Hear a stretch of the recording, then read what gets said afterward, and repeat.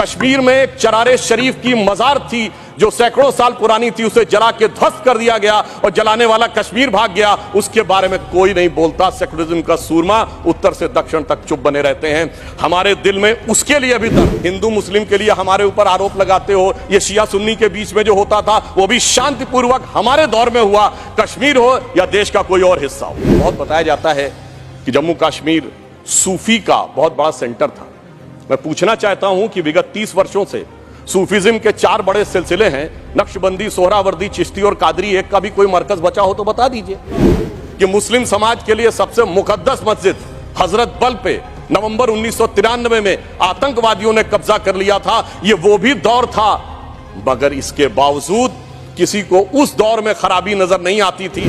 जिस समय आतंकवाद शुरू हुआ था, जस्टिस नीलकंठ गंजू की हत्या उस समय हुई जब श्री राजीव गांधी जी के नेतृत्व में भारत के इतिहास की सबसे मजबूत सरकार थी। वो तो लोगों को याद होगा।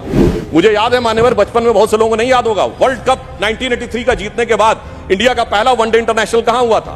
13 अक्टूबर 1983 को श्रीनगर में, भारत और वेस्ट इंडीज के बीच में। और वहां पर भारतीय टीम के खिलाफ नारे, चलिए वो तो अलग है, पाकिस्तान जिंदाबाद के नारे, भारतीय टीम के लोगों के ऊपर चीजें फेंकी गई, पिच खोद दी गई। उस समय तो सर्वकालीन शक्तिशाली प्रधानमंत्री जिन्हें विपक्ष मानता है, श्रीमती इंदिरा गांधी जी का शासन। उत्तर से दक्षिण तक सारे राज्यों के नाम बदल गए। एक ही राज्य है जिसका प्राचीन काल में जो नाम था, नीलमत पुराण में यदि कश्मीर था तो आज भी कश्मीर है। पहली बार 30 साल के बाद 27 जुलाई को शियाओं का मुहर्रम का जुलूस भी शांतिपूर्ण ढंग से और पूरे अकीदत के साथ चला। और 30 साल के बाद सिनेमा हॉल खुले। यह सत्य है कि कश्मीरी पंडितों का जेनोसाइड और नरसंहार हुआ था। ये एक दौर था जब उस नरसंहार के आरोपी और समर्थक दिल्ली में आते थे तो रेड कारपेट वेलकम के साथ आते थे। जलवाए जलाल से दिल्ली की सरजमी पर जलवा अफरोज होते। आज भी वो आते हैं, मगर ईडी के सम्मन पे आते हैं, एनआईए की पेशी में आते हैं। ये अंतर आया है हमारी सरकार और उस सरकार के दौर में। महोदय, मैं एक बात याद दिलाना चाहता हूं। मैं लखनऊ का रहने वाला हूं। वहां भी मैंने बचपन में हिंदू मुस्लिम कॉन्फ्लिक्ट नहीं सुना था, शिया सुन्नी कॉन्फ्लिक्ट सुने थे। इनकी सरकार के समय में शियाओं का जुलूस, मदे साहबा का जुलूस रोक दिया गया था। 22 साल तक रुका रहा। जब हमारी सरकार आई उसके बाद वहां पर शियाओं का मदे साहबा का जुलूस निकलने की स्थिति आई। मैं पूछना चाहता हूं भाई, हिंदू मुस्लिम के लिए हमारे ऊपर आरोप लगाते हो। ये शिया सुन्नी के बीच में जो होता था वो भी शांतिपूर्वक हमारे दौर में हुआ, कश्मीर हो या देश का कोई और हिस्सा हो। यह दर्शाता है कि हमारी सरकार सभी समुदायों को समान रूप से उन्नति का अवसर देती है। और 30 साल के बाद सिनेमा हॉल खुले। आज जब सब कुछ शांतिपूर्ण और सही ढंग से चल रहा है तब यह समस्याएं नजर आती हैं कि आज दुनिया का सबसे ऊंचा पुल जो 1315 मीटर का है वो आज चिनाब नदी के तट के ऊपर बना हुआ है। यह दर्शाता है कि कश्मीर किस नई ऊंचाई की तरफ जा रहा है। महोदय, मैं याद दिलाना चाहता हूं, हमारे बचपन में जिस जमाने में कश्मीर में आतंकवाद फैला था तो हम लोग कहते थे झेलम नदी का प्राचीन वैदिक नाम है वितस्ता और चिनाब का है अक्सिनी।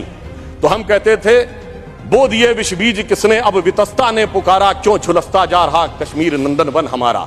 आज मोदी जी की सरकार आने के बाद हम कह सकते हैं, पर आज दुनिया का सबसे ऊंचा पुल अक्सिनी पर हमारा जो उभरता जा रहा, जो निखरता जा रहा कश्मीर नंदन वन हमारा। अब मैं एक और भी बात यह कहना चाहता हूं कि 21 हाइड्रो पावर प्रोजेक्ट्स भी चल रहे हैं। G20 जिस शानदार तरीके से हुआ वो हम सब ने देखा। परंतु यहां मैं एक बात कहना चाहूंगा कि यह विषय इतना आसान नहीं था जितना समझा जाता है। जिस समय आतंकवाद शुरू हुआ था, जस्टिस नीलकंठ गंजू की हत्या उस समय हुई जब श्री राजीव गांधी जी के नेतृत्व में भारत के इतिहास की सबसे मजबूत सरकार थी। वो तो लोगों को याद होगा। परंतु उसके बाद ऐसा दौर भी आया कि वो सब लोग आरोप से छूट गए। कल माननीय गृह मंत्री जी ने जब लोकसभा में कहा था, कुछ गलतियों के बारे में कहा था, तो वहां पर नेता प्रतिपक्ष ने कहा था कि साहब गलतियां अगर हैं तो इस बारे में चर्चा कर ली जाए। तो मैं सिर्फ यह बताना चाहता हूं कि अगर गलतियों की बात होगी तो बहुत सी ऐसी गलतियां हैं जिन्हें विशेष रूप से ध्यान रखने की आज आवश्यकता है। मैं सिर्फ 1-2-3 तथ्य लोगों के सामने रखना चाहता हूं। जब स्वतंत्रता के उपरांत रियासतों के विलय का महकमा सरदार पटेल के पास था तो केवल कश्मीर नेहरू जी ने अपने पास क्यों रखा था?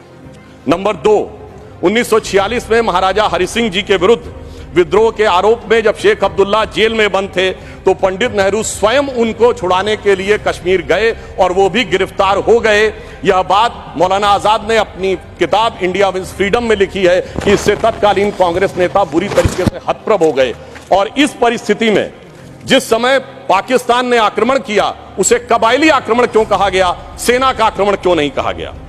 और इसके अतिरिक्त मैं यह भी कहना चाहूंगा कि जिस समय यह कश्मीर का संघर्ष हुआ, एक फैक्ट रखना चाहता हूं, उस समय तो माउंटबेटन 30 जून 1948 तक वाइसरॉय थे। भारत की सेना अध्यक्ष जनवरी 1949 तक जनरल रॉय बूचर था और पाकिस्तान की सेना का अध्यक्ष जनवरी 1951 तक अंग्रेज था। तो भाई यूनाइटेड नेशंस में जाने की क्या आवश्यकता थी। गृह मंत्री जी ने बिल्कुल सही बात कही कि भाई उनको 1 साल तक माउंटबेटन को इसलिए रोका गया था कि बचे हुए कुछ मामले रिजॉल्व करने हैं। तो भाई मैं पूछना चाहता हूं कि उनको क्या मेहमान नवाजी के लिए रखा गया था। जब यहां थे, दोनों तरफ के सेना अध्यक्ष भी अंग्रेज थे, तो यूनाइटेड नेशंस क्यों गए। इसलिए मैं कह सकता हूं एक गलती नहीं, भयंकर गलती थी जिसका खामियाजा आज तक सरकार को भुगतना पड़ रहा है। और फिर इतना ही नहीं, करेस्पॉन्डेंट ऑफ सरदार पटेल से बहुत स्पष्ट है कि वहां लिखा जा रहा था कि residual powers will be vested in the interim government of Jammu and Kashmir, जिसको सरदार पटेल के इंसिस्टेंस के ऊपर यूनियन गवर्नमेंट कर दिया गया। अगर रेजिडुअल पावर्स उनके पास वेस्टेड होती तो आप समझ सकते हैं कि आज कितनी बड़ी चुनौती का सामना करना पड़ता। और ये correspondence of Sardar Patel 1945 to 50 के खंड 1 में जो वी शंकर उनके सेक्रेटरी थे, उन्होंने इस बात को लिखा है। अब मैं एक बात और ध्यान देना चाहता हूं कि प्रथम लोकसभा में कश्मीरी पुनर्वास के कैबिनेट मंत्री अजीत प्रसाद जैन जी ने अपनी किताब कश्मीर व्हाट रियली हैपेंड में लिखा है कि the draft was approved by Sheikh and his colleagues and then passed by the Congress party. ये मैं नहीं कह रहा हूं, उनकी सरकार के कैबिनेट मिनिस्टर कह रहे थे। और इसमें अंत में एक और व्यक्ति का उद्धृत करना चाहता हूं जो भारत के मुख्य न्यायाधीश रहे, जस्टिस मेहरचंद महाजन, जो कि उस समय कश्मीर रियासत के प्रधानमंत्री थे। उन्होंने आकर कहा कि 24 अक्टूबर 1947 को वो पत्र लेकर आ गए थे, परंतु उसके बावजूद 2 दिन तक सिर्फ इसलिए मामला अटका रहा। ये मैं नहीं कह रहा हूं, जस्टिस महाजन ने अपनी किताब लुकिंग बैक में लिखा है, चूंकि नेहरू जी की यह शर्त थी कि शेख अब्दुल्ला का पहले स्थान तय हो जाए नई सत्ता में, इसके उपरांत ही कश्मीर के विलय का प्रस्ताव होगा। वो सारी बातें आपको पता होगी कि जब समय उन्होंने कहा था कि हम जाकर कराची चले जाएंगे यदि हिंदुओं की रक्षा की गारंटी श्रीनगर में फंसे हुए लोगों के लिए जाए। इसलिए मैं कहना चाहता हूं इसके लिए एक दिन नहीं, एक सत्र भी कमजोर पड़ जाएगा। और आज अगर आप देखें कि अंतर देखिए, एक उधर का कश्मीर और एक इधर का कश्मीर। एक इधर का कश्मीर है जहां पर टेक्नोलॉजी में, जहां पर की कल्चर में उन्नति हो रही है, जहां विकास हो रहा है, G20 किया जा रहा है। और एक उधर का कश्मीर है, यहां हमारा सबसे ऊंचा पुल है और वहां बड़े बड़े आतंकवादी संगठनों के साथ उधर के कश्मीर के लोग बैठे हुए हैं। इसलिए मैं ये भी कहना चाहता हूं कि इन 75 वर्षों के बाद जो कुछ भी बदलाव आया है वो इस सीमा तक आया है कि मैं सिर्फ ये कहना चाहूंगा कि जो मोदी जी ने हिम्मत दिखाई उसकी वजह से आज ये बदलाव आया। जिसे एक पंक्ति में कहना चाहूंगा कि दर्द की रात गई, गम के जमाने भी गए और मोदी जी की हिम्मत से कई दाग पुराने भी गए।